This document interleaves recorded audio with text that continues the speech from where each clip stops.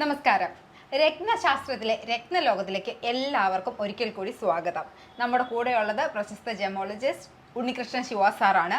നമ്മൾ കഴിഞ്ഞ എപ്പിസോഡിൽ നമ്മളോട് മെയിനായിട്ട് പറഞ്ഞ സൂര്യരത്നത്തെക്കുറിച്ചാണ്. സാർ ഇന്ന് ഞങ്ങൾക്ക് ചന്ദ്രരത്നത്തെക്കുറിച്ചല്ലേ പറഞ്ഞു തരാൻ പോകുന്നത്. അപ്പം അത് ഏത് തരം രത്നങ്ങളാണ്, ആർക്കൊക്കെ ധരിക്കാം, ഇതാണ് മെയിനായിട്ട് ഞങ്ങൾക്ക് അറിയേണ്ടത്. ചന്ദ്രരത്നത്തെക്കുറിച്ച് പറയുമ്പോൾ നമുക്ക് ചന്ദ്രനെ കുറിച്ചൊരു ഐഡിയ വേണമല്ലോ. ചന്ദ്രന്റെ ക്യാരക്ടർ, അപ്പോൾ ചന്ദ്രൻ എങ്ങനെ ഒരാളെ സ്വാധീനിക്കുന്നു, ചന്ദ്രൻ്റെ പൊസിഷൻ ചാർട്ടിൽ എങ്ങനെയാണ്, ഈ വക കാര്യങ്ങൾ നമ്മൾ ഒരാളുടെ ബർത്ത് ചാർട്ടിൽ നിന്ന് ആദ്യമേ നമ്മൾ മനസ്സിലാക്കുക. കാരണം ചന്ദ്രൻ എപ്പോഴും മനസ്സിൻ്റെ കാരാഗ്രഹമാണ്. അതെ, 14 ദിവസം വൃത്തിക്ഷയങ്ങളുള്ള പ്ലാനറ്റാണ്. 14 ദിവസം ബ്രൈറ്റായിട്ടും 14 ദിവസം ഡിമ്മായിട്ടും. അതാണ് വെളുത്ത വാവും കറുത്ത വാവ്, ഹൈറ്റൈഡ് ലോട്ടൈഡ്, ഇതെല്ലാം ചന്ദ്രനെ ആസ്പദമാക്കിയിട്ടാണ് വരുന്നത്. നാച്ചുറൽ കലാമിറ്റീസ്, ഇപ്പം നമ്മൾ സുനാമിയൊക്കെ വന്നത് ഇത് ചന്ദ്രൻ്റെ ആ ഡേറ്റിലാണ് വന്നിരിക്കുന്നത്. അപ്പോൾ അതായത് അന്ന് എനിക്ക് തോന്നുന്നു അന്ന് പൗർണമിയായിരുന്നു തോന്നുന്നു. അങ്ങനത്തെ ഒരു പർട്ടിക്കുലർ ഡേറ്റിലാണ് അത് വന്നിരിക്കുന്നത്. ചന്ദ്രന് വളരെ ഇൻഫ്ലുവൻസ്, ഏറ്റവും കൂടുതൽ നമുക്ക് മനസ്സിനെയാണ് അത് ബാധിക്കുന്നത്. ഒരാൾ ഹാപ്പി ആണോ എന്നറിയാൻ അയാളുടെ ചന്ദ്രൻ്റെ പൊസിഷൻ നോക്കിയാൽ മനസ്സിലാവും. ഭയങ്കര ആൻസൈറ്റിക് നേച്ചർ, ഹാപ്പിനെസ്, മൂഡ് സ്വിങ്, സന്തോഷം. ചന്ദ്രൻ ഒരു റോങ് സൈഡിൽ നിൽക്കുന്ന ഒരാൾക്ക് പെട്ടെന്ന് സന്തോഷവും വരും. ചെറിയ കാര്യം മതി അവർക്ക് സന്തോഷം, ചെറിയ കാര്യം മതി അവർ അപ്സെറ്റ് ആകാനായിട്ട്. ഒരുപാട് കാര്യങ്ങളെക്കുറിച്ച് ചിന്തിക്കുക, ഓവർ തിങ്കിങ്, ഉറക്കം കുറവ്, മനസ്സിലായില്ലേ, അലസത, മനസ്സിനൊട്ടും ധൈര്യമില്ലാത്ത അവസ്ഥ, ഇതെല്ലാം ധൈര്യം തരുന്ന അവസ്ഥ, ഇതെല്ലാം ഉണ്ട് കേട്ടോ. രണ്ട് സൈഡും ഉണ്ട്. അപ്പോൾ ചന്ദ്രൻ്റെ പൊസിഷൻ നല്ലതാണെങ്കിൽ നല്ല പോസിറ്റീവായിട്ട് വരും. ചന്ദ്രൻ നല്ല എക്സോൾട്ടഡ് പൊസിഷൻ, ഇടവം എന്ന് പറയുന്ന ഹൗസിൽ, അത് ഇടവം രാശിയിൽ ചന്ദ്രൻ നിന്ന് എക്സോൾട്ടഡ്, അത് അതിൻ്റെ ഫുൾ ഡിഗ്രി വരണം. ഡിഗ്രി വന്നാൽ ചന്ദ്രൻ ഉച്ചത്തിൽ നിന്നാൽ അമ്മയായിരിക്കും പുള്ളിയുടെ റോൾ മോഡൽ. കാരണം സൂര്യൻ പിതാവ്, അമ്മ മാതാവ്, ചന്ദ്രൻ. അപ്പോൾ ഒരാളുടെ മദറിൻ്റെ പൊസിഷൻ നമുക്കറിയാൻ പറ്റും. മനസ്സിലായില്ലേ? ഒരാൾക്ക് ചന്ദ്രദശാകാലം നടക്കുകയാണെങ്കിൽ അമ്മയെ കൂടെ എഫക്റ്റ് ചെയ്യും. ചന്ദ്രൻ റോങ് സൈഡിലൊക്കെയാണ് അമ്മ സിക്കായിരിക്കും. സൂര്യദശാകാലത്ത് അച്ഛനെ സ്വാധീനിക്കും.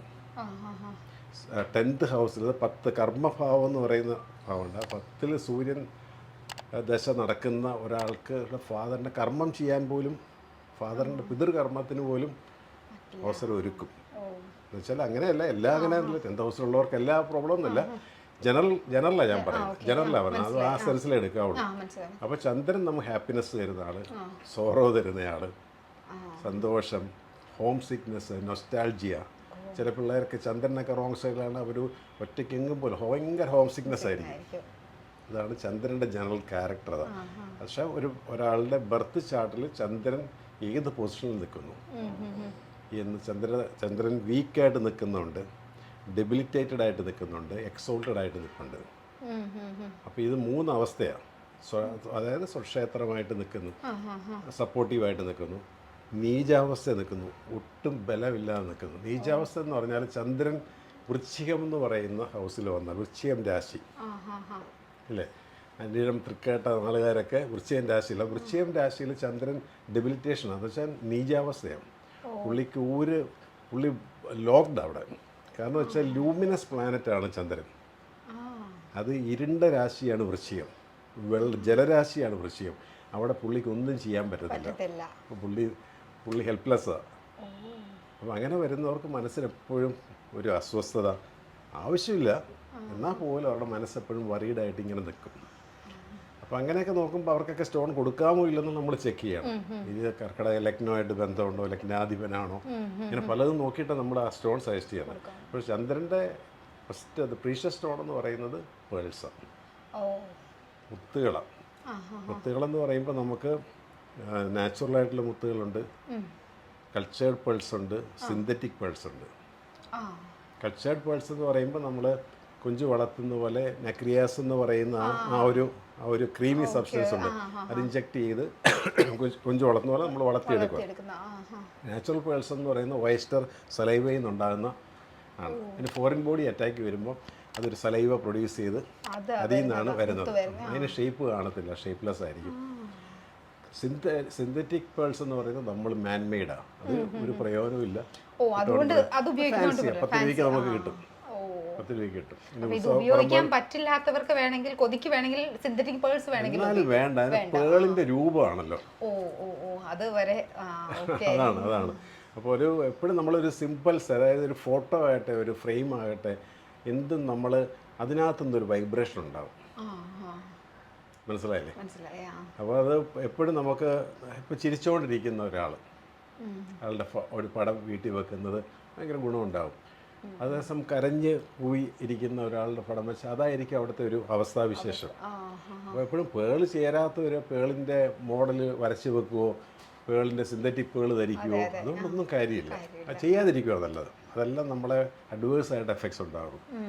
അപ്പോൾ പേൾസ് വരുമ്പോൾ നമുക്ക് നാച്ചുറലായിട്ടുള്ള പേൾസ് ഉണ്ട്, കേശി പേൾ എന്ന് പറഞ്ഞ ഷേപ്പ്ലെസ് ആയിട്ടുള്ള പേളുണ്ട്. ഇതാണ് നമ്മൾ സാധാരണ നമ്മൾ ഈ പർപ്പസിനൊക്കെ കൊടുക്കുന്നത്.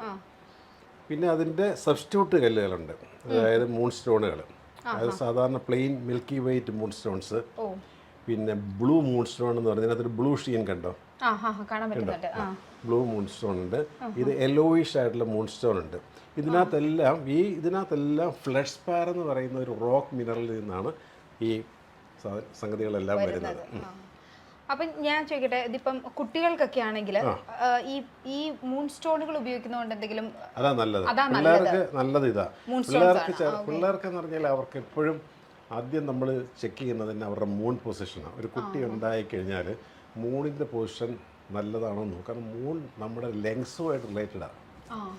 കർക്കടകം എന്ന് പറയുന്ന ഹൗസ് നമ്മുടെ ലെങ്സാണ്, ഹാർട്ട് ഏരിയ. അതായത് ഈ 12 ഹൗസിനെ കാലപുരുഷൻ്റെ അവയവങ്ങളായിട്ടാണ് കാണിക്കുന്നത്. മേടൻ രാശി എന്ന് പറഞ്ഞാൽ ശിരസ്സാണ്, ഇയറിങ്സ്, ഫേസ്. ഇടവൻ രാശി എന്ന് പറയുമ്പോൾ ഷോൾ, ഈ ഒരു ഭാഗം വരുന്നു. അങ്ങനെ മിഥുനം, പിന്നെ കർക്കടകം വരുമ്പോൾ ലെങ്സ്. പക്ഷെ കർക്കടകത്തിനകത്ത് വെച്ചാൽ കർക്കടകം രാശിയുടെ ആളെന്ന് പറയുന്നത് ചന്ദ്രനാണ്. ആ ചന്ദ്രൻ മോശമായിട്ട് നിന്നാൽ ബ്രീത്തിങ് ഇഷ്യൂസ് ഉണ്ടാവും.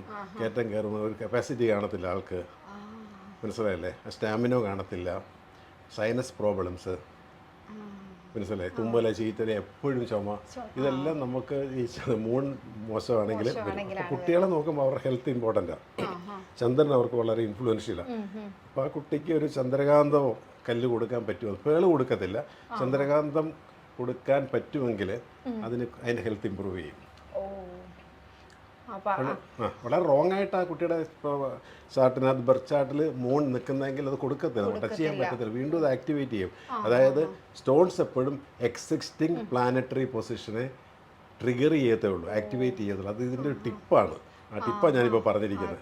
സ്റ്റോൺസ് എക്സിസ്റ്റിംഗ് പ്ലാനറ്ററി പൊസിഷൻ, നിങ്ങളുടെ പ്ലാനറ്ററി പൊസിഷനിൽ ആ ഗ്രഹം പോസിറ്റീവ് ആണെങ്കിൽ അതിൻ്റെ കല്ലിട്ട പോസിറ്റീവ് എഫക്റ്റ് ആയിരിക്കും, നെഗറ്റീവ് ആണെങ്കിൽ നെഗറ്റീവ് എഫക്റ്റ് ആയിരിക്കും. വളരെ സൂക്ഷിച്ച് വേണം ഇത് ഉപയോഗിക്കാൻ. ചുമ്മാ ദശാകാലങ്ങൾ എനിക്ക് ശനിദശയാന്ന് പറഞ്ഞ് ശനിയുടെ കല്ല് മേടിച്ചിടുക, അങ്ങനെ ഒരിക്കലും ചെയ്യരുത്, മനസ്സിലായില്ലേ? അപ്പോൾ ഇതൊരു ഒരു ഒരു സയൻസ് ഉണ്ട്. ആ സയൻസ് ഫോളോ ചെയ്ത് മാത്രമേ കല്ല് നമുക്ക് സജസ്റ്റ് ചെയ്യാനും ധരിക്കാനും വകുപ്പുള്ളൂ. അപ്പോൾ നമ്മൾക്ക് പേളിനെ കുറിച്ച് കുറേ അറിവുകളുണ്ട്, പക്ഷേ അതിൽ ഒരു ചെറിയ ഭാഗം മാത്രമാണ് നമ്മളിപ്പോൾ കേട്ടത്. നമുക്ക് വരും എപ്പിസോഡുകളിലൊക്കെ ഇതിനെക്കുറിച്ച് കൂടുതൽ അറിവുകൾ സാറിനോട് തന്നെ ചോദിച്ച് മനസ്സിലാക്കാം. എന്തായാലും ഞാൻ എൻ്റെ എപ്പിസോഡ് ഇവിടെ വൈൻഡപ്പ് ചെയ്യുവാണ്. നമുക്ക് അടുത്ത എപ്പിസോഡിൽ വീണ്ടും കാണാം.